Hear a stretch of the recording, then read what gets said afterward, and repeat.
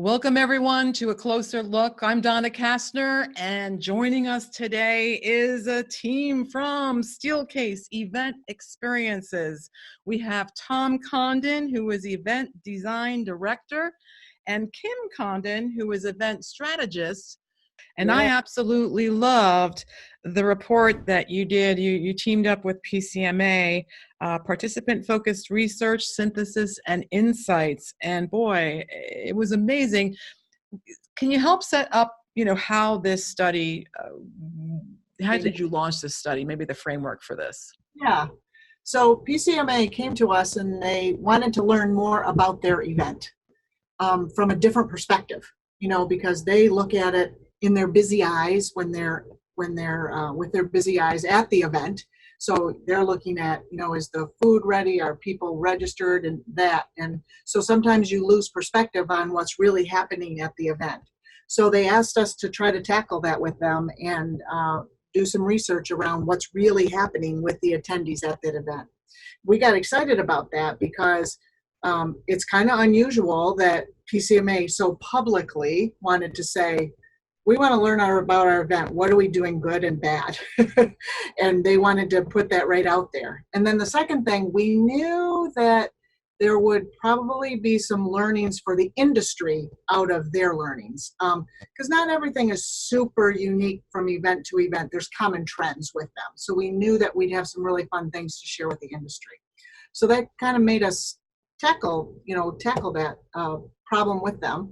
So we had three for a portion of the time, what we call applied research consultants from Steelcase there. And they are actually trained scientists to be able to look at the participants and the attendees at the event from with no bias at all. It didn't matter that they were at an event or at a zoo or on a train. They're just looking at the participants' behavior and what they're doing. And they're so very well trained in that they're unbiased is a really wonderful thing.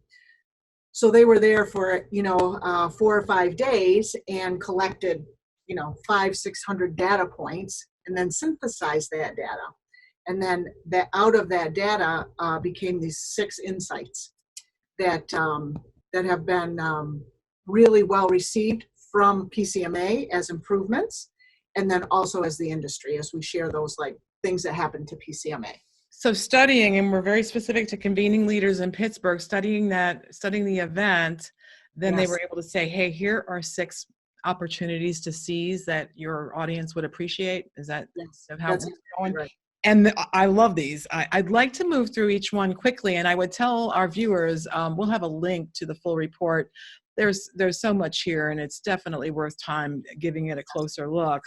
But let's start with insight number 1, supporting diverse needs. Mm-hmm.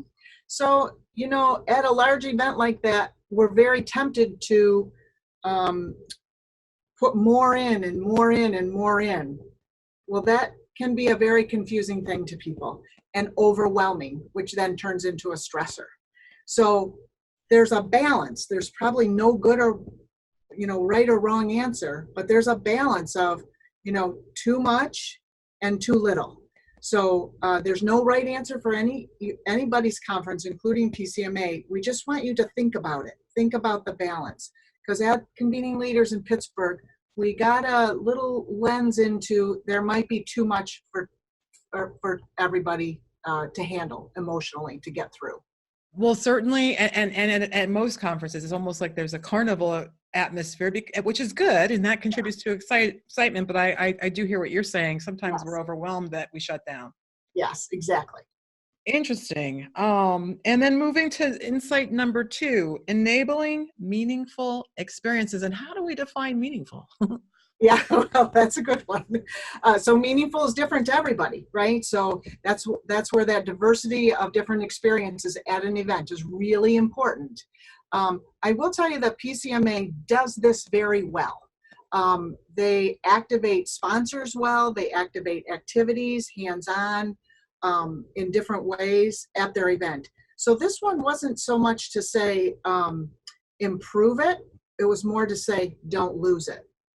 because it's an important feature of your event.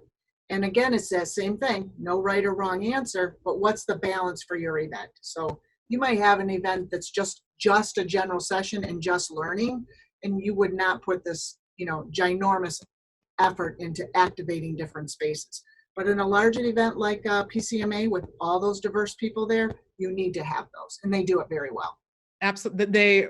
And I've done the hackathons with them, so Yeah. which you also designed a space for. But I think the hard thing is when you're doing such a great job like PCMA does. Yeah. So great. We had a great conference. Now what do we do next? Yeah. Well, that's We exactly need to what's push that happening. higher. That's exactly what they're tackling right now for 2020. Yes. So insight number 3, accommodating connection strategies. Tell us more about that one. Yeah, so we're going to go a little bit more in detail on that one, but from a high level, PCMA is very much about connecting people to people and people to groups. That's how that group learns.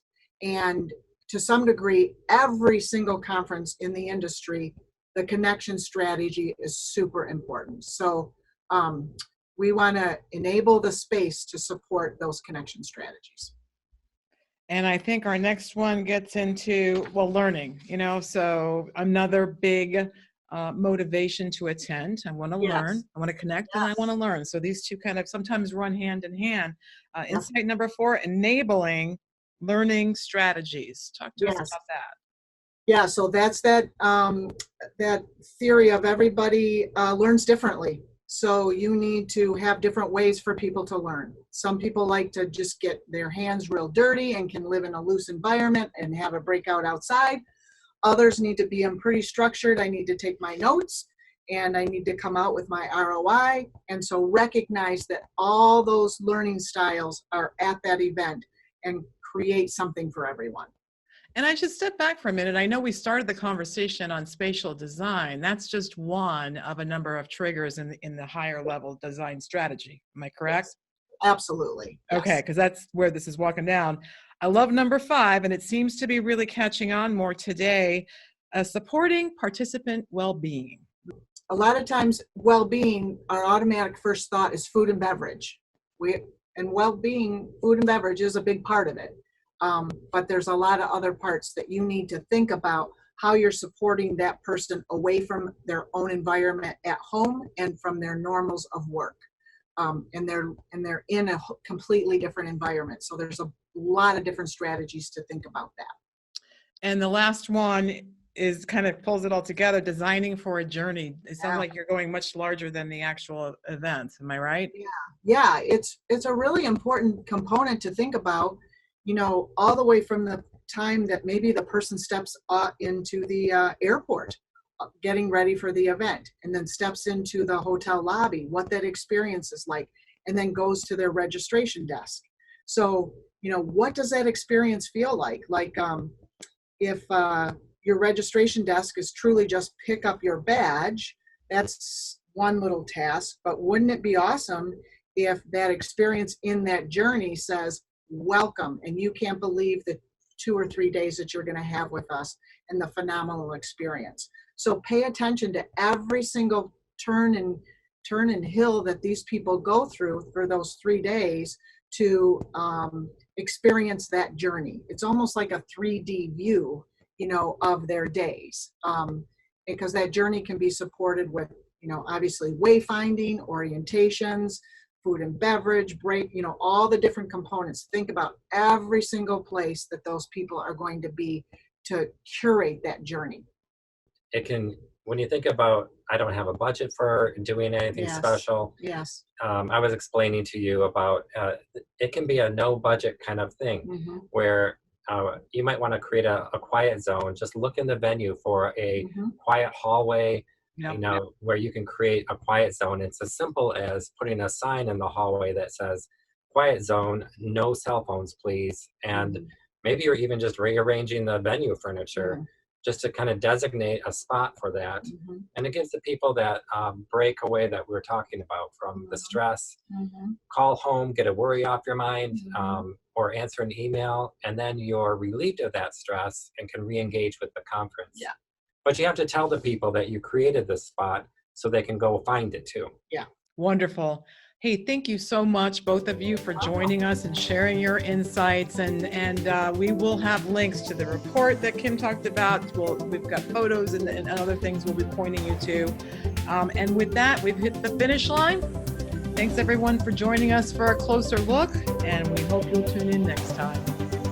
Thank you.